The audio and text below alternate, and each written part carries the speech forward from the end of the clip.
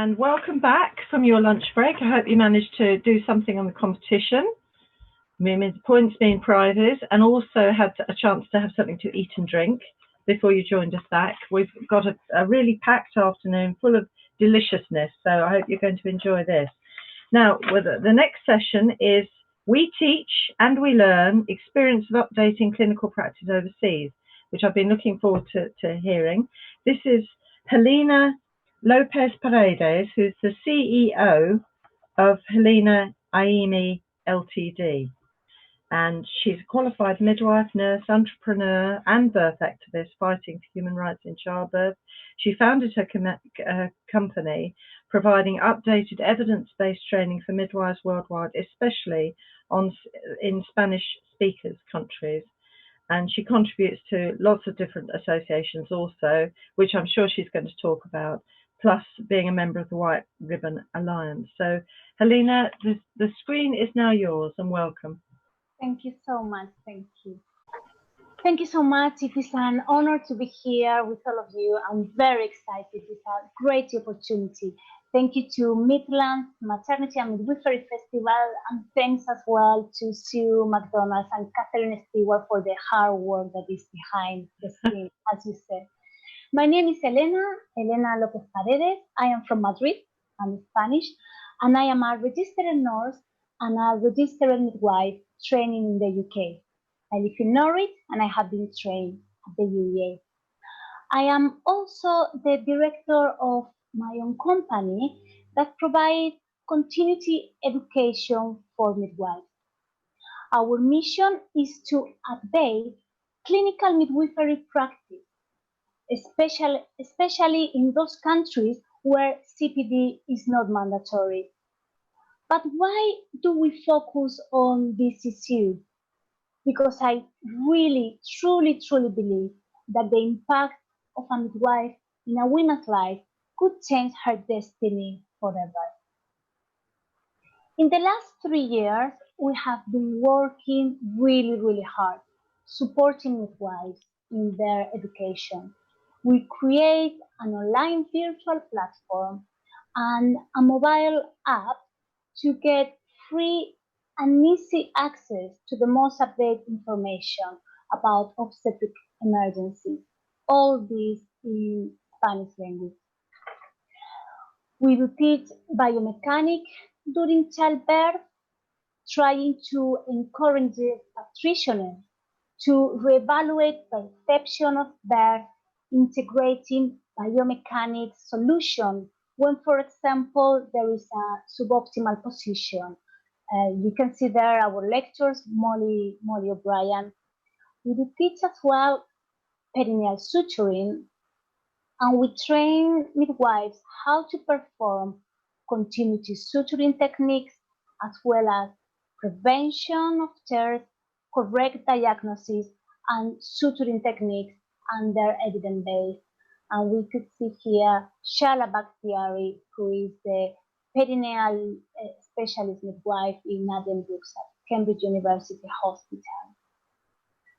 We have been as well teaching drills and skills overseas, very similar, like how to manage shoulder dystocia, neonatal resuscitation, core prolapse, and of course, postpartum hemorrhage.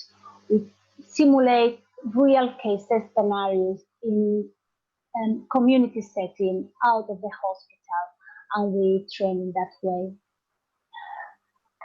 Our more successful training is in perineal suturing, and we have been teaching thousands of midwives, and these midwives sometimes have been creating, not sometimes, most of the time, an impact in their own practical, but as well in their hospital guidelines, changing practice. And put it like this example here in the south of Chile, in Patagonia, this midwife, she created this board with continuity suturing and just update evidence-based. But for us, as a midwife, my team, who is a team of senior midwives, British midwives, it's been a great opportunity to travel, sometimes go to very remote areas, places, and share with international midwives. And this this been create an impact on our own professional beliefs, and this is what I really would like to talk to you about. We learn that the voices of the experienced senior midwives who practice in community settings needs to be heard. I'm talking about traditional parteras, sometimes senior midwives who has not been get access to academic studies, or that they work with very low or little resources available. Even if they work with little resources, they are providing a very good services for women, for babies, and for the community. Some of those countries, they do realize how important traditional midwives are for their maternity services. For example, here we can see that the Bolivian government has been incorporate traditional midwives to their hospital setting and obstetric unit, as they realized that midwives help to reduce maternal mortality. This has been a very, very strong learning for all of us. On the other hand, we do realize, teaching to all these thousands of midwives around the world, especially in South America, that now it is the time for the midwifery community around the world is needed more than ever before. What I mean for this is that independent midwives, hospital midwives, community, academic, all birth workers, we do need to support each other, especially now, and share information to maintain our standing level of competency. This is a fantastic example, this amazing platform of Midwifery Festival that could provide information, free access, and the only thing that you need is an internet connection. Then we realize how important is this, especially talking in a global content. But it's not something that we just realize more than ever, but the articles and researchers, they do agree with us. Not just midwifery practice, how affect to midwifery role inside the hospital, but also outside. How is this relationship between us, and how this supporting between midwives and birth worker is going to help to improve our role and our care for women and babies. And another point that I would like to talk, and this is that could sound a little bit odd or weird for some of us, but is how we could incorporate this spiritual practice in childbirth. Spirituality it's been a very close approach in death when someone passes away, but we do need to talk about this in childbirth as well, especially because spiritual approach could be a reality in a lot of cultures, and that could be a strong influence during women's labors and during women's maternity. Therefore, we do need to protect this topic, even if we believe or we don't, to provide an holistic, to provide an individualized care for all women.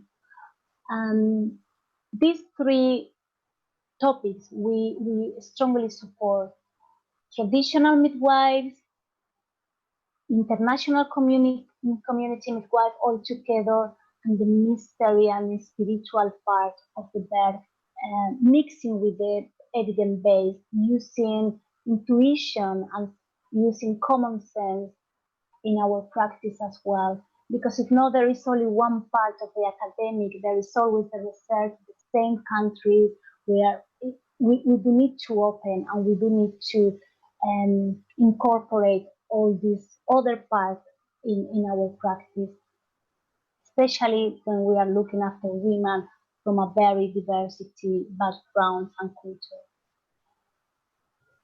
As I said, this is not something that we just support, but there is a need to revisit contemporary approach in spiritual care in midwifery.